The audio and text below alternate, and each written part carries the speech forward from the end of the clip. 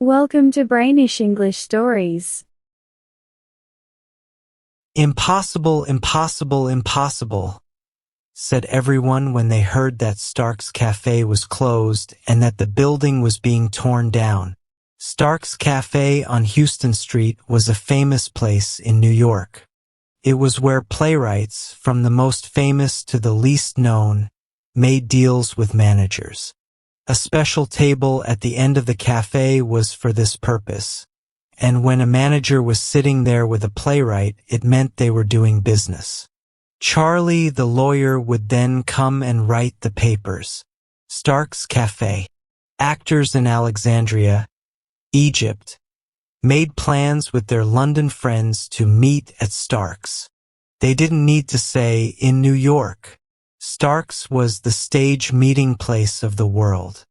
The first tables near the door, just plain wooden tables, were for the ushers, ticket sellers, and extra actors. Next to these tables were some better ones with marble tops, where provincial actors visiting the big city would sit. Then there were a few more tables for musicians and writers of vaudeville songs. But the round center tables and those near the windows on Houston Street were for stars, managers, and successful playwrights. Stark's head waiter said it clearly. These tables are for gentlemen who at least sometimes wear a silk hat. And now this place, this meeting spot of the world, was closed and being torn down. Old Samuels, one of the oldest actors, was very sad about it. "You understand," he said. "For 20 years I never missed a day at Stark's. In the morning, after breakfast, I would shave, dress, and go to Stark's. Maybe, who knows? And after lunch I would go back. To save money on the bus, we moved close to the place. After dinner I was there again, and after the show, maybe. Samuels's nickname was Samuel Maybe, because it's been more than 20 years since he came from London, where he was a success, to play here, and it's still maybe. But he has always been true to his art. Oh no, this was mainly because his wife and daughter were excellent dressmakers. You see for yourself what a disaster the tearing down of Stark's is," Old Samuels continued, as he wiped a tear from his eye. "All my hopes are gone. There can be no maybe any longer. I am finished. What will I do every morning, every afternoon, every evening? Where will they come to look for me when they need me?" I must tell you that this talk happened in a new cafe on 10th Street. A kind friend suggested to the old actor that he should make this new place his regular spot. But the old man stood up straight, his eyes shone, and his thin hands shot out from his white sleeves in a dramatic move. "Here, in this place? I, Samuels, the man who played Keene and Shylock? No, never. Even if I starve to death. In a place without atmosphere, without history. Never. Never." 1 minute later, he looked up at the clock on the wall and started making quick excuses. His wife was waiting for him with supper. Samuels's past had one of the greatest dramas. It ruined his life. It was a disaster for him. Here is what happened to him 20 years ago. There were only 2 theaters with big names in the whole world. One was in London and the other was on the Bowery in New York, the old Talia Theater. The theater on the Bowery was more famous because of the talented playwright Jacob Gordon, who was in charge there, and the many actors he helped.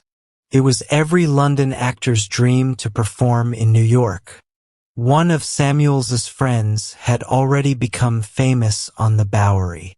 Samuels, who believed deep inside that he was better than any other actor, decided to try his luck in New York. In London, he was already famous for some classic roles. 10 days after he decided, he and his suitcase arrived at Stark's Cafe. "From London?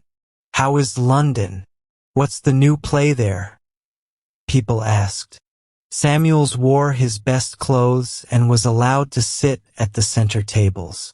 This let him meet stars and managers. His friend, who had come before him, sat enviously at one of the smaller tables. He only had a small part in a play, for which he got paid in pasteboards, tickets, which he sold himself to ticket sellers.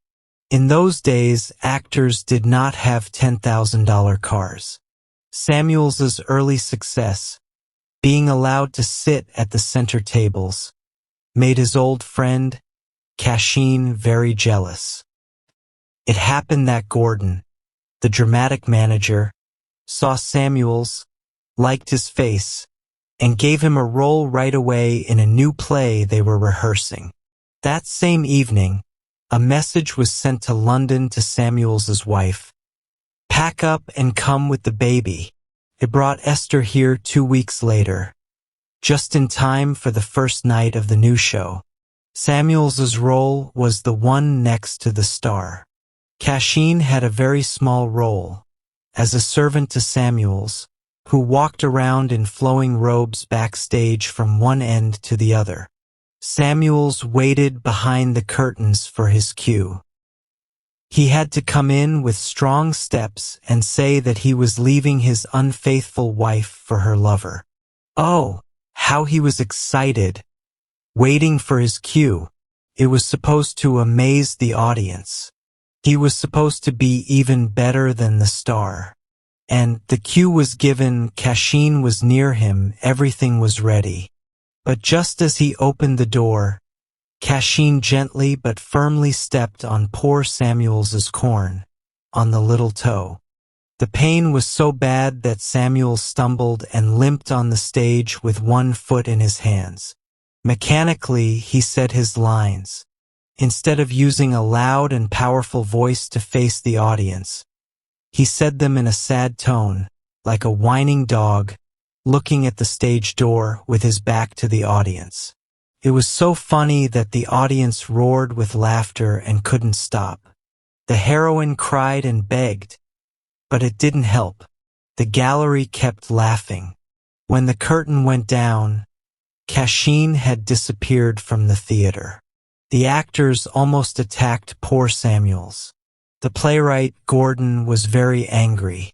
"Even if they cut your head off, you should still have acted your part properly," he said. As soon as the poor actor appeared again in the next act, the people laughed even more. Couldn't be stopped. When the manager came out before the curtain and explained to the people what had happened, it became even worse. The show couldn't continue. It ruined the show, a good play which was performed again 10 years later with great success, and it ruined Samuels. Esther, a practical wife, opened a dressmaking shop. Samuels spent the next year or so explaining what had happened. In the first few weeks after the event, Samuels moved from the center tables at Stark's to the side tables. Actors in a good mood persuaded him to tell his story over and over again. It became a tradition to ask Samuels, and Samuels was easily persuaded to tell the story. But he couldn't get any place on the stage. From a character player, he became a character. Every manager promised him a part in the next play. Some believed it brought good luck to do so. When a play failed, they said, "Because Samuels did not believe you." So, the stage grew under his eyes with the doors closed to him, because someone had stepped on his toe. He became maybe in the next play. Don't refuse Samuels. The manager would whisper to the playwright when the contract was made at the big table. Don't refuse him. It brings bad luck. Samuels would always watch the proceedings and come up to shake hands and wish good luck. "And will I have a part?" "I hope so, Samuels." "Esther, I have a part in Ash's new play." Esther had heard that same phrase 20 years, 3 times a day. Like all actors, Samuels had a limited vocabulary of his own. Depending on other men to give them the words, actors are not good at finding words. Then, the night of the first performance, Samuels would sit near someone, and as the role appeared, he would sadly say, "My role. Look what he is doing with my role." 20 years of daily hopes and daily disappointments. A whole world grew up before him. He knew nothing of it at all. Stark's Cafe was New York, America. The whole world was between his home and this place. His hair turned gray, the corners of his mouth drooped, his eyes dimmed, his shoulders stooped. His wife grew old, his daughter grew up and became tired from overwork. There was the Boer War, several earthquakes, the Balkan War, and now this great war. All this left Samuels cold and indifferent. All those years he was waiting at Stark's Cafe for a job. Maybe today, and this place of hope has disappeared.